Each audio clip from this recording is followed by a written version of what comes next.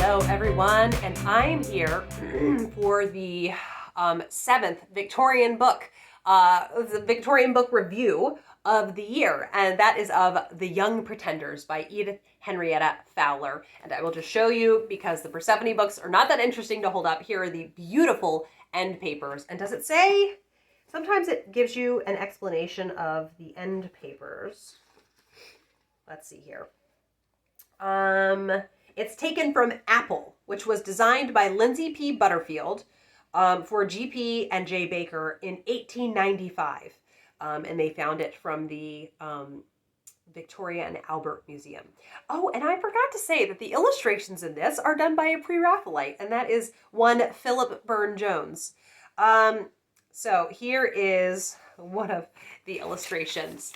So The Young Pretenders is a children's story, and it was one that I went in having an expectation of what it was going to be like. And so at first it was a little bit jarring as a reading experience because Babs, who is the main character, I would say, is 5 years old. And the writer does not hesitate to write Babs' dialogue as a 5-year-old would say it. So it's not written in this real neat kind of way that a grown-up would talk.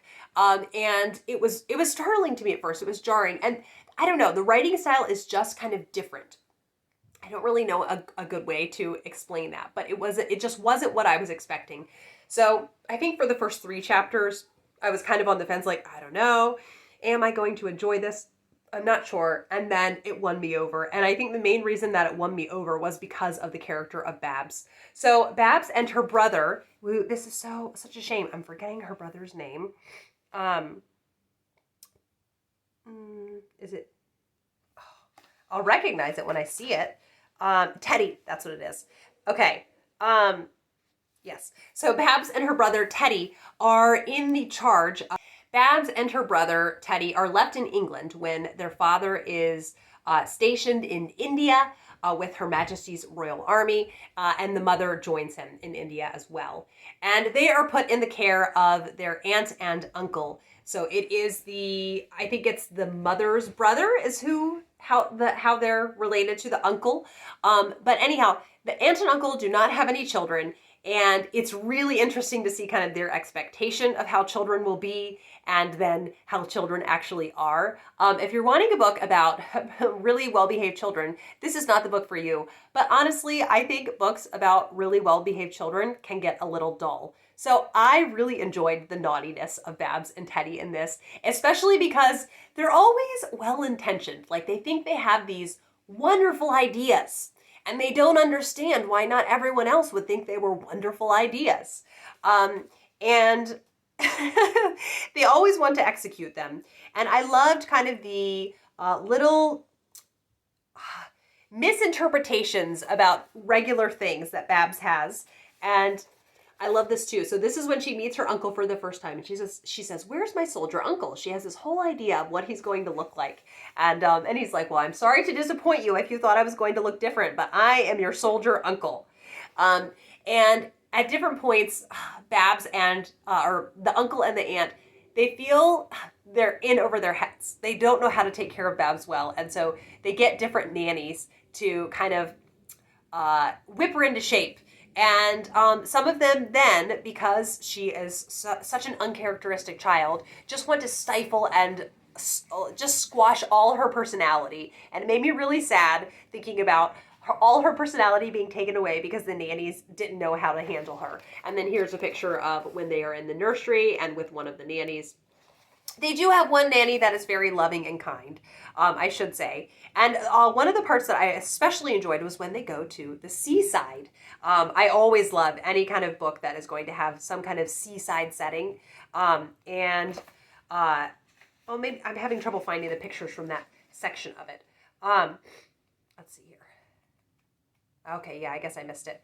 I really loved those portions and seeing them playing, and then, of course, getting into some scrapes while they are at the seaside. Now, the part that made me really sad was that a way that the nanny has decided she can get them to behave is to tell them about the bogey owl that's going to come get them if they don't listen.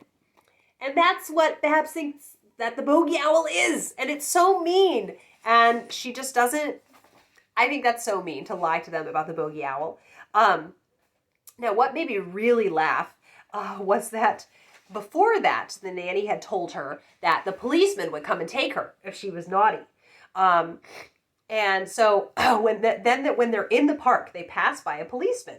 And when Nurse and the children were out walking one day, Babs coolly accosted the first policeman she saw and asked simply, "Do you really fetch to prison all the little girls what splash over the sides of their bath?" The policeman was a good-hearted man, and moreover, he had a little girl of his own at home with brown eyes very like Babs. So he smiled kindly and answered, "No, little missy, that's only a silly little tale to frighten you. The police are always ready to take care of little children and see as nobody hurts them. We only take bad grown-up people to prison." And then before Babs could reply, Nurse dragged her away in great anger. But the little girl kissed her hand to the policeman and shouted, "Goodbye, nice policeman!" In defiance of local authority. She spent a dreary afternoon shut up in the night nursery in consequence. But the policeman threat was finally exploded. So then she tells her, no, the bogey owl is going to come get you. And it just made me so sad for Babs. Another element that kind of is really sad about this is that Babs' uncle, he doesn't have any kids yet, and his wife really does not like Babs. She loves children to look pristine and presentable at all times, so she is much more taken with Babs' brother, Teddy. And at first, the uncle is really overwhelmed by Babs. He doesn't know what to do with her. She is not your typical, ladylike little girl. But eventually, she just wins his heart over so firmly. And then when Babs's parents move back from India, she and her brother go to live with them, and her uncle is left bereft because he had really come to love his niece so dearly. And so I think he's very lonely. So that, I think, is a really sad element at the end. And that's kind of a trade-off that you have if you're willing to care for someone else's child for a while, and then they have to go back to their normal situation. That can lead to some real heartbreak. And I know that foster care is one of the noblest things that parents are, noblest things that an adult can do is to be willing to willingly and freely take a child into your home and love them for a season and then know that they're going to go back. So that's what it made me think of. They are essentially foster parents while her parents are gone. This was really enjoyable, so I'm really happy to have read it. I ended up giving it 4 stars. It's one I will definitely return to. I'm excited that I own my own copy of it.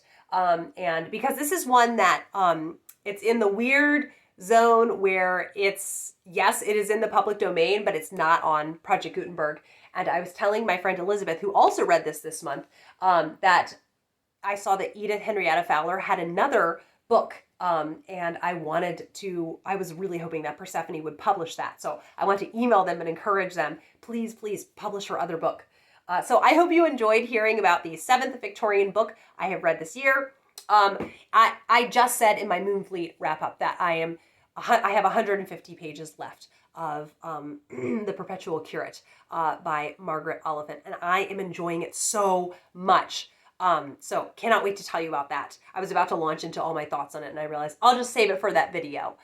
Thank you as always for watching. I hope you are having a wonderful day, and thank you for joining me on this journey through 25 Victorian books this year, and I will be back with another video soon. Bye!